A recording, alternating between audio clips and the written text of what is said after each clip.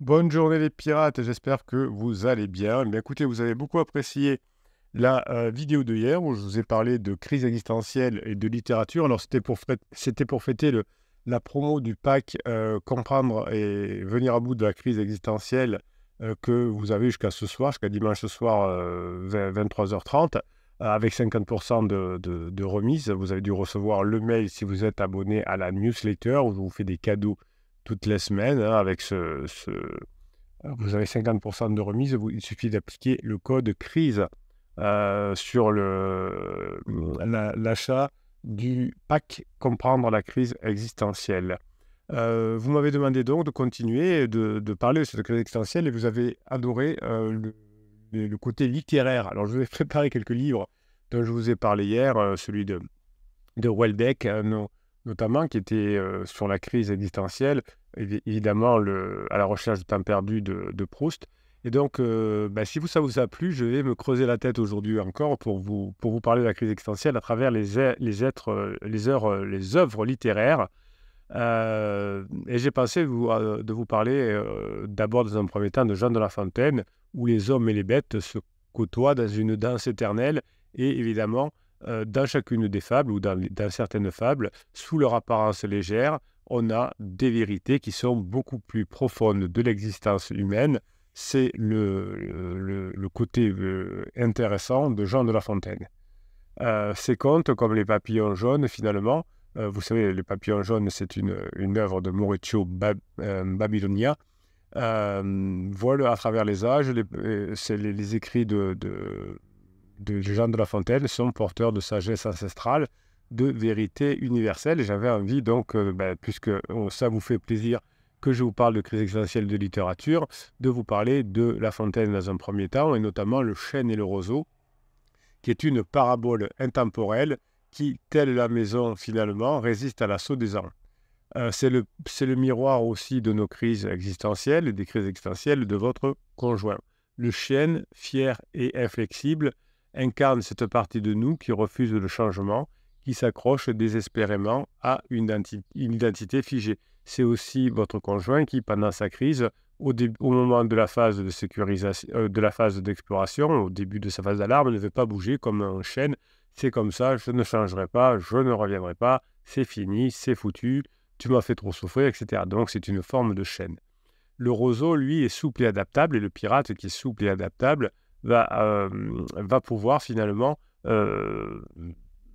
comment dirais-je, se pencher, mais pas rompre. Vous voyez, il va pouvoir prendre des coups, mais il ne rompra pas dans les marais de Camargue, quand il y a des vents démoniaques.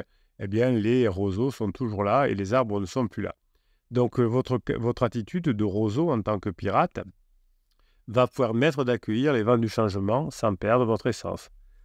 Quand votre couple est secoué par les tempêtes de la quarantaine, de la cinquantaine, eh bien, vous êtes souvent tiraillé entre les deux postures et votre conjoint aussi. Donc, vous allez être pendant un certain temps le roseau, pendant que votre conjoint est en passe d'alarme, et ensuite, finalement, vous serez le chêne, le roc, qui va permettre à votre conjoint de pouvoir s'abriter autour de vous avec votre force. L'idée, c'est que pendant le down, eh bien, on laisse tomber, que pendant le up, on marque des points, comme le roseau. J'ai pensé aussi à La cigale et la fourmi, cette fable que l'on croit connaître par cœur. Et bien sûr, vous avez compris, elle recueille cette phase aussi des profondeurs insoupçonnées lorsque cette phrase est liée à la lumière, à des crises existentielles. La cigale, évidemment, vous avez compris, dans son insouciance estivale, n'est que l'image de cette partie de nous, finalement, qui, soudain, au mi-temps de notre vie, réalise qu'elle a négligé l'essentiel. Et la fourmi, finalement, c'est le pirate, dans sa prévoyance, parfois excessive, mais mieux vaut plus que jamais, mieux vaut plus que pas assez, symbolise la voie intérieure qui nous pousse finalement à nous interroger sur le sens de notre existence, sur la préparation de notre avenir, et de rester là aussi le roc du couple. Quand la cigale a fini de chanter et fini de traverser sa crise, elle est très contente de venir demander le soutien à la fourmi. J'ai pensé aussi à la fable Le loup et le chien, hein, qui finalement résonne dans notre vie, etc. Le loup affamé mais libre, et le chien qui est bien nourri mais qui est enchaîné. sont deux phases finalement de notre être en proie au doute existentiel. Quand votre conjoint est en couple avec vous, mais en crise avec vous, il oscille entre le désir de sécurité et l'appel de la liberté, entre le confort de l'habitude et l'ivresse de l'inconnu. Donc vous voyez que le problème du fonctionnement du couple, notamment au moment de la crise, n'est pas récent. Il y a une fable que j'aime bien, qui est un peu moins connue, qui s'appelle Le rat qui s'est retiré du monde, qui offre aussi une réflexion saisissante sur la vieillesse. Et il y a des moments dans la vie où on a besoin de se retirer des tumultes du monde pour mieux nous retrouver. Ce tumulte du monde peut être aussi le couple. Et ensuite, bien évidemment, on se retrouve encore mieux qu'avant. La fable, Le rat qui s'est retiré du monde, parle des instants de notre vie de couple où l'un des partenaires ressent le besoin impérieux de faire une forme de retraite par rapport au couple, une forme de retraite intérieure, parce que votre conjoint, parfois, vous dit j'ai besoin de faire le point, j'ai besoin de partir dans une vraie retraite monastique, par exemple, ça peut arriver aussi. Et après s'être retiré momentanément, évidemment, si vous n'avez pas fait trop d'interdits, si vous avez fait ce qu'il faut, votre conjoint va revenir. Donc, dans le rat qui s'est retiré du monde, vous pouvez aussi voir beaucoup de signes de crise existentielle. J'ai réfléchi aussi sur les deux pigeons, la fable sur les deux pigeons, pardon, où la Fontaine nous a offert une vraie réflexion sur l'amour et sur l'aventure. Donc, vous voyez que votre conjoint qui ne sait pas trop où, qui va chercher de l'aventure ailleurs avec Pansement, peut finalement raisonner avec les deux pigeons. C'est l'histoire de beaucoup de couples, finalement, où l'un des partenaires ressent le besoin de partir, de vivre des aventures, tandis que l'autre est toujours dans le couple et attend son retour. Je vous parlais hier de Garcia Marquez, qui est un auteur que j'aime beaucoup aussi. Vous avez des scènes aussi où vous avez Amaranta Ursula qui ressent soudain dans son couple le besoin de partir, de vivre de nouvelles aventures, et son mari, Aureliano, qui s'appelle Aureliano Babigliona, lui attend son retour. Donc finalement, chacun, parfois, dans un couple, on sait qu'il y en a un qui s'éloigne et puis qui comprend la valeur de ce que l'on a laissé derrière soi, comme dans Amaranta et Aureliano, qui finiront évidemment par se retrouver. Je vous spoil un petit peu. Il y a une fable aussi à laquelle j'ai pensé, Le vieillard et les trois jeunes hommes, qui peuvent vous confronter à la question du temps qui passe et la sagesse qui s'acquiert avec l'âge. Dans les crises existentielles, finalement, on se retrouve face à ces souvenirs et à se questionner sur la valeur de l'expérience. Vous allez vous demander avec votre conjoint, finalement, si la sagesse que vous avez aujourd'hui n'aurait pas été plus profitable dans la phase de sécurisation, car vous avez été parfois un peu infernal avec votre conjoint aussi, qui vous le reproche, de son point de vue en tout cas. Et maintenant, vous allez, grâce aux formations, évidemment, apprendre cette sagesse qui va apporter beaucoup de réconfort dans le couple. Donc les fables de La Fontaine, il y en a certainement d'autres que j'ai oubliées, sont des miroirs magiques qui nous renvoient le reflet de nos propres questionnements, de nos propres doutes et de nos propres espoirs. Elles nous rappellent que nos crises de vie, comme la crise existentielle de votre conjoint, ce ne sont pas que des phénomènes modernes, mais ce sont en réalité des expériences profondément humaines, aussi anciennes que l'humanité elle-même. Évidemment, chaque individu vit un grand livre de sa propre vie, et finalement, dans ce grand livre de nos propres vies, chaque crise existentielle pourrait être vue comme une nouvelle fable en train de s'écrire. Nous sommes à la fois finalement les auteurs et les personnages, et nous sommes libres de jouer le rôle que nous voulons jouer. Face à la crise de votre conjoint, vous pouvez choisir le bon rôle, c'est-à-dire la personne qui évolue, qui montre qu'elle a changé et qui permet à son conjoint de repasser des bons moments ensemble. C'est le meilleur rôle que vous pouvez jouer. Et s'il y a une morale, comme dans les fables de La Fontaine qu'on peut en retirer, c'est que les crises existentielles ne sont pas faites pour faire exploser le couple, mais pour le renforcer. Donc finalement, les moments de doute sont mieux vécus avec de la sagesse de La Fontaine, par exemple, ou hier je vous parlais de Garcia Marquez avec sa créativité.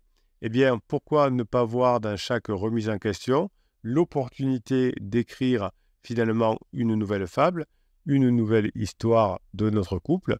Vous pouvez d'ailleurs même créer votre propre bestiaire de couple en attribuant à chacun de vous, avec votre conjoint, et puis plus généralement d'ailleurs à la relation, des animaux emblématiques. Vous pouvez, évidemment, n'en parlez pas forcément à votre conjoint, vous pourrez faire cet exercice plus tard avec votre conjoint dans la phase 4, mais vous allez pouvoir réfléchir aux caractéristiques de ces animaux et à ce qu'ils révèlent de votre dynamique de couple. La fable vivante choisit des fables de La Fontaine qui résonnent dans votre situation actuelle, évidemment.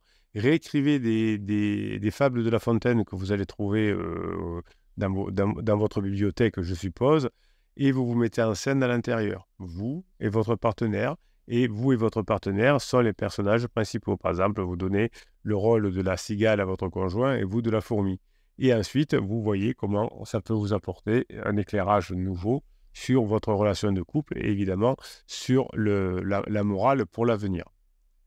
Donc, vous allez pouvoir noter chaque jour des morales d'histoire qui vous arrivent avec votre conjoint au quotidien, notamment quand vous arrivez à faire des choses convenables, et vous allez pouvoir au fur et à mesure voir que votre situation s'améliore et qu'il y a des moments où l'on peut être encore plus fort dans notre réalité.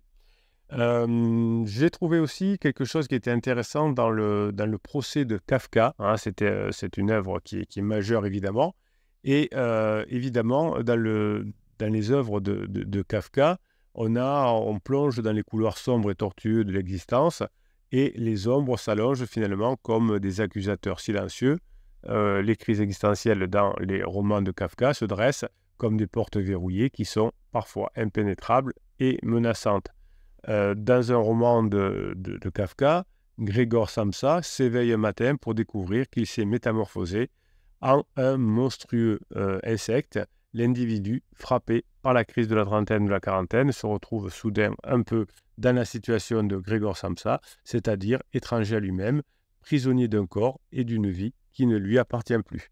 Donc dans ce fameux procès de Kafka, Joseph K. se trouve accusé, si vous vous en souvenez, d'un crime dont il ignore tout, par un tribunal invisible et omnipotent. C'est un peu aussi l'essence de la crise existentielle. On se sent accusé de choses que l'on n'a pas faites et on est très mal. Et évidemment, votre conjoint en crise, souvent, vous accuse d'un crime que vous n'avez pas commis ou dont vous ignorez. Vous ne saviez pas que vous commettiez un crime quand vous disiez ça à l'époque à votre conjoint, et vous vous sentez jugé par ce tribunal-là qui est là, invisible, qui est votre conjoint. Donc l'individu, au milieu de sa vie, se retrouve souvent jugé par un tribunal intérieur, condamné pour des fautes qu'il ne comprend pas, pour des choix qu'il n'a pas conscience d'avoir fait.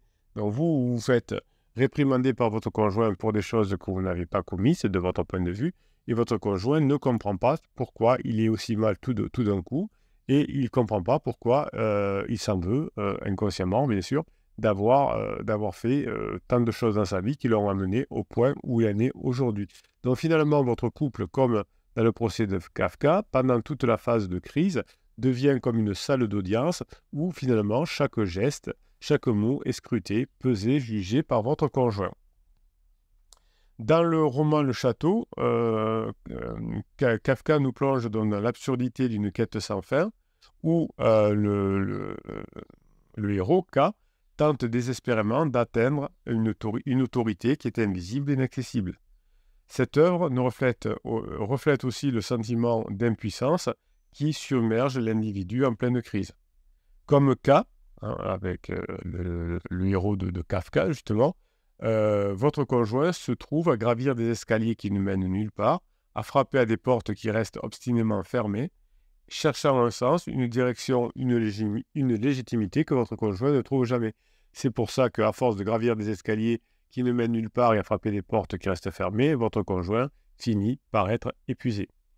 Dans le roman La Métamorphose, Grégor, il s'appelle Grégor Samsa, se réveille transformé en un gigantesque insecte qui était un cafard de mémoire, qui est finalement la métaphore puissante de l'aliénation et de la perte d'identité. Votre conjoint se regarde dans le miroir, ne se reconnaît plus. Son corps, son esprit, ses désirs lui sont devenus étrangers, voire monstrueux.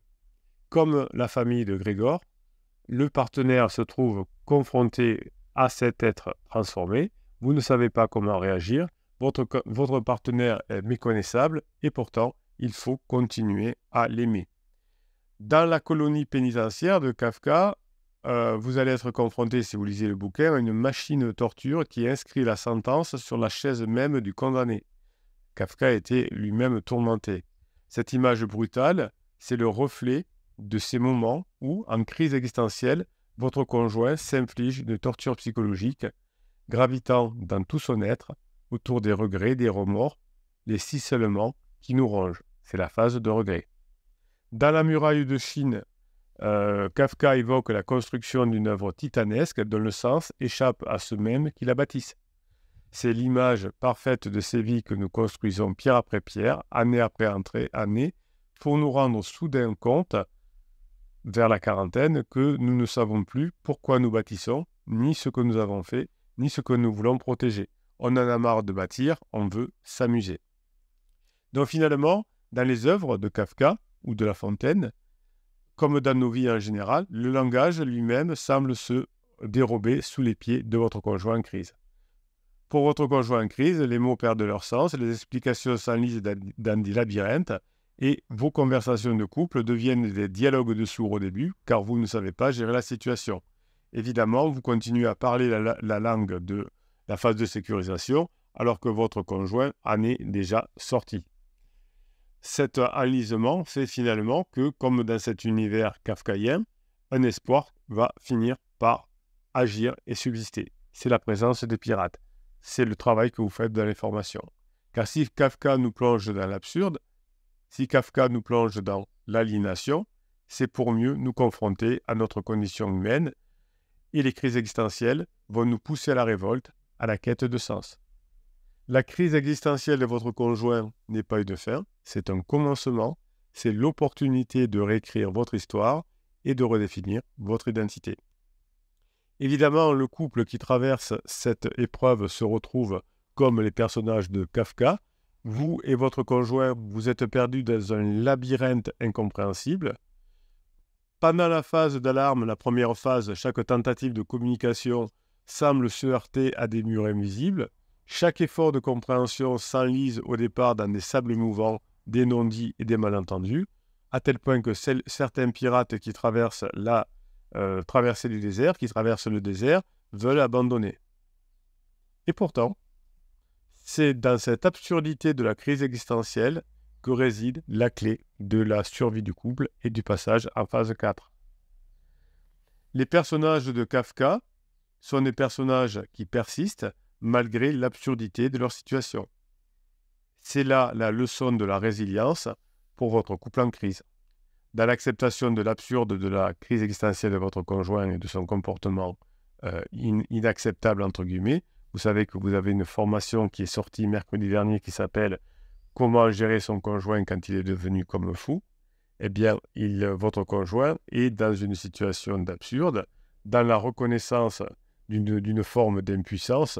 Pour lui, pour atteindre ses objectifs, il n'arrive à rien et s'épuise. Et vous, dans la première phase, la phase d'alarme, eh bien, vous êtes aussi impuissant. Votre conjoint est impuissant face aux grandes questions de l'existence et vous allez permettre à votre conjoint de retrouver une forme de liberté en repassant des bons moments avec lui. Vous allez créer ce que j'appelle la métamorphose quotidienne. Chaque matin, vous allez écrire comme si vous avez été transformé en quelqu'un ou quelque chose d'autre grâce aux formations que vous avez fait la veille. Vous allez explorer vos nouvelles pensées le matin au réveil, vos nouvelles sensations, les réactions de votre entourage. Vous allez partager ces écrits à votre partenaire et vous allez peut-être plus tard discuter avec lui, avec elle, pas dans la phase 4, de tout le travail que vous avez fait, mais surtout, vous ne le faites pas avant d'avoir atteint la phase 4. Donc les écrits, pour l'instant, vous allez pouvoir les partager avec d'autres pirates, pourquoi pas, plus tard avec votre partenaire, mais jamais dans le labyrinthe de la crise. Voilà, je vous ai fait 2 vidéos hier et aujourd'hui sur la littérature pour montrer que finalement, les crises existentielles sont bien connues des auteurs, des romanciers, et pas depuis 3 ans, pas depuis 10 ans, pas depuis 20 ans, mais depuis La Fontaine, depuis Kafka évidemment, mais on a vu hier Proust, etc. Donc vous voyez que vous découvrez la crise existentielle au moment de la crise de votre conjoint, mais bien des auteurs la connaissent depuis la nuit des temps. Si vous savez gérer cette crise existentielle de votre conjoint, cette crise de couple, eh bien, il y a l'opportunité de revivre ensemble, de sortir du cocon de votre couple comme le papillon et d'aller batifoler dans les herbes de la vie. Je vous souhaite la journée que vous méritez. Pensez bien à la remise de 50% pour le pack formation Comprendre la crise de son conjoint. Et ça, c'est fort. Je vous souhaite la journée que vous méritez. Bonne formation, bon pack de formation. Ou si vous ne voulez pas prendre le pack de formation, prenez la formation de la semaine Comment agir quand son conjoint est devenu comme le fou. Ça va vous aider grandement.